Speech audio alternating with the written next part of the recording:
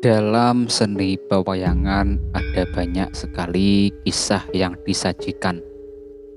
Para penikmat seni pertunjukan wayang pasti tidak asing dengan kisah-kisah yang diambil dari karya sastra kuno.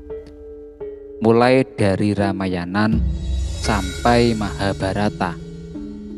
Bukan hanya itu, setiap pagelaran wayang pasti juga ada pesan yang hendak disampaikan oleh seorang dalang. Begitu juga dengan 4 tokoh pewayangan yang dikemas menjadi punakawan. Istilah punakawan berasal dari kata pana yang artinya paham dan kawan yang artinya teman. Jika mencari tokoh punakawan di naskah Mahabharata dan Ramayana, jangan heran jika tokoh punakawan tidak ada di sana. Punakawan merupakan tokoh pewayangan yang diciptakan oleh seorang pujangga Jawa.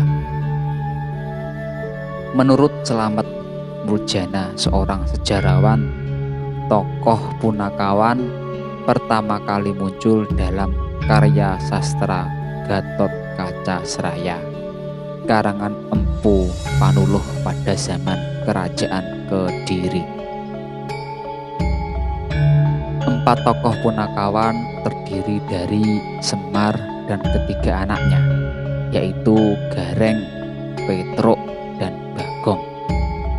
Para punakawan ditampilkan sebagai kelompok penceria dengan humor-humor khasnya untuk mencairkan suasana. Selain itu, punakawan juga memiliki karakter masing-masing yang tentunya patut untuk diselami lebih dalam. Yang pertama, Semar.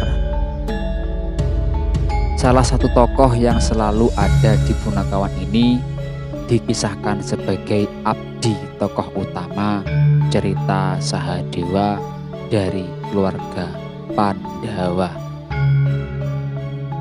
Bukan hanya sebagai abdi, namun Semar juga kerap kali memberikan nasihat-nasihat bijaksananya untuk keluarga Pandawa.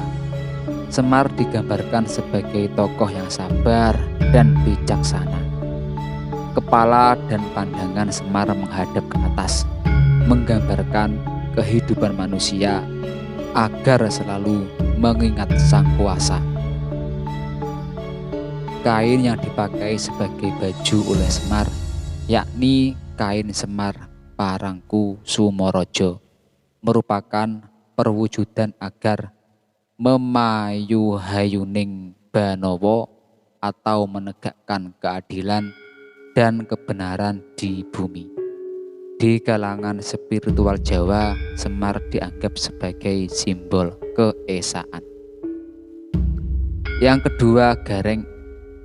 Dalam cerita pewayangan Jawa diceritakan Nala Gareng adalah anak Ganderwa atau sebangsa jin yang diangkat anak oleh Semar. Pancal Parnor adalah nama lain Gareng yang artinya menolak godaan duniawi. Gareng memiliki kaki pincang. Hal ini mengajarkan agar selalu berhati-hati dalam bertindak. Dalam suatu cerita, Gareng dulunya adalah seorang raja.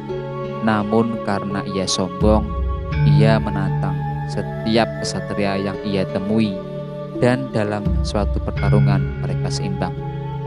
Tidak ada yang menang maupun kalah. Namun dari pertarungan itu, wajah Gareng yang awalnya rupawan menjadi buruk rupa.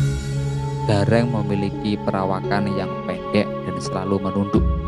Hal ini menandakan kehati-hatian. Meskipun sudah makmur, tetapi harus tetap waspada. Matanya juling yang menandakan ia tidak mau melihat hal-hal yang mengundang kejahatan. Tangannya melengkung. Hal ini menggambarkan untuk tidak merampas hak orang lain.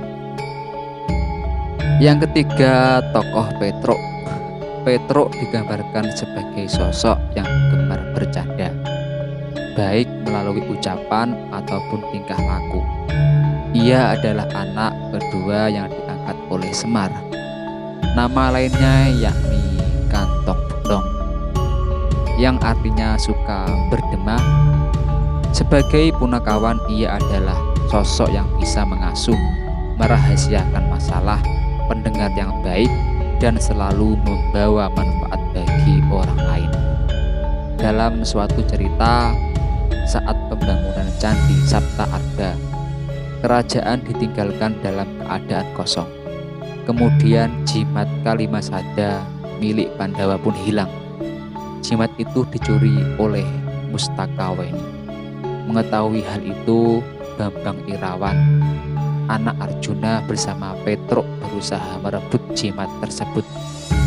Akhirnya jimat itu berhasil direbut oleh Bambang Irawan dan dititipkan kepada Petruk. Namun sayangnya Petruk menghilangkan jimat tersebut. Untungnya jimat itu dapat ditemukan kembali. Kemudian ia meminta maaf pada Pandawa. Melalui kisah itu, Petruk ingin mengingatkan untuk memperhitungkan setiap tata kelakuan dan tidak mudah percaya kepada siapapun.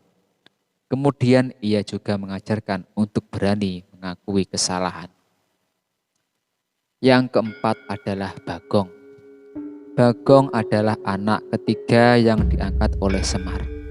Diceritakan Bagong adalah manusia yang muncul dari bayangan. Suatu ketika Gareng dan Petruk minta dicarikan teman oleh Semar. Kemudian Sang Hyang Tunggal berkata, "Ketahuilah bahwa temanmu adalah bayanganmu sendiri." Seketika sosok Bagong muncul dari bayangan. Sosok Bagong digambarkan berbadan pendek, gemuk, tetapi mata dan mulutnya lebar, yang menggambarkan sifatnya yang lancang namun jujur dan sakti.